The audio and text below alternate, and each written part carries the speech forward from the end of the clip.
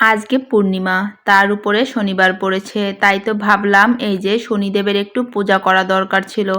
আসলে আমরা শহরে থেকে তো ওইভাবে পূজা করতে পারি না, তাই মন্দিরে গিয়েছিলাম একটু প্রসাদ দিতে। তোমাদের দাদাভাই প্রসাদটা কিনে দিয়ে এসেছিল, তারপর আমরা বিকালের দিকে এই যে মন্দিরে গিয়েছি। মন্দিরে যেয়ে সব ঠাকুরকে দর্শন করে প্রণাম করে নিলাম, আর আমার সাথে সাথে তোমরাও একটু সব ঠাকুরকে দর্শন করে নাও।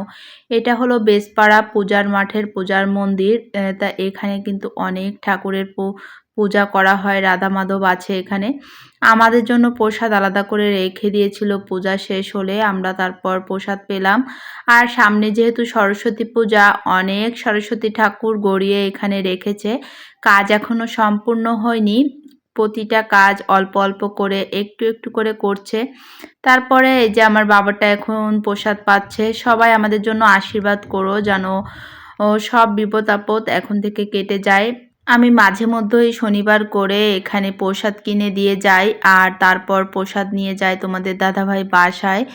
আর এই যে এবারও দিয়ে দিলাম, যেহেতু অনেক দিন ধরে অনেক রকমের সমস্যার ভিতর দিয়ে যাচ্ছি আমরা। আর এটা মন্দিরের দোতলায়ও প্রতিমা নির্মাণের কাজ চলতেছে, সেটাও একটু দর্শন করতে আসলাম।